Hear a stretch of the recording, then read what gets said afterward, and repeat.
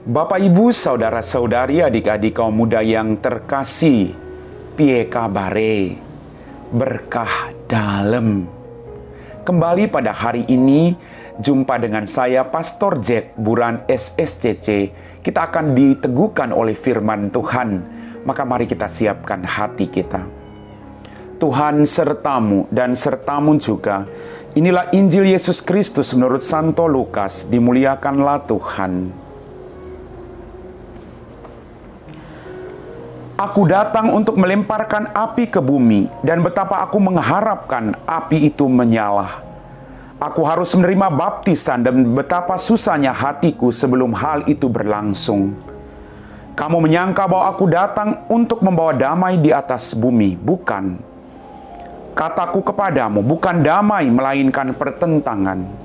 Karena mulai dari sekarang akan ada pertentangan antara 5 orang di dalam satu rumah, 3 melawan 2 dan 2 melawan 3. Mereka akan saling bertentangan.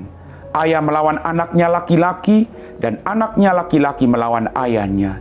Ibu melawan anaknya perempuan dan anak perempuan melawan ibunya. Ibu mertua melawan menantunya perempuan dan menantunya perempuan melawan ibu mertuanya. Demikianlah sabda Tuhan. Bapak, Ibu, saudara-saudari, adik-adik kaum muda yang terkasih. Semua orang dalam hidupnya mengharapkan bahwa hidupnya itu damai, aman, tentram. Bahkan boleh jadi orang berharap agar tidak ada pergumulan dan dalam persoalan hidup dalam hidupnya. Semua orang ingin damai. Tapi nyatanya tidak demikian. Ada kegembiraan, ada penderitaan. Ada kekecewaan, ada sukacita.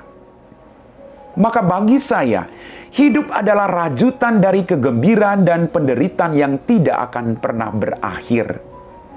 Maka, hidup adalah sebuah pesta yang harus kita rayakan penuh dengan sukacita. Mengikuti Yesus bukan berarti persoalan kita selesai. Mengikuti Yesus bukan berarti kita tidak akan dibenci oleh orang lain. Tapi justru sebaliknya, kadang kita mengikuti Dia dengan setia, semakin banyak pergumulan yang kita hadapi. Tapi disitulah iman kita diuji. Apakah kita bertahan ketika kita berhadapan dengan pergumulan demi pergumulan, persoalan demi persoalan.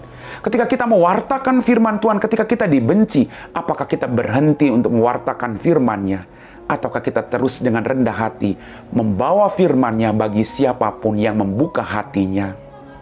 Bapak, Ibu, saudara-saudari, adik-adik kaum muda yang terkasih, mengikuti Tuhan tidak mudah.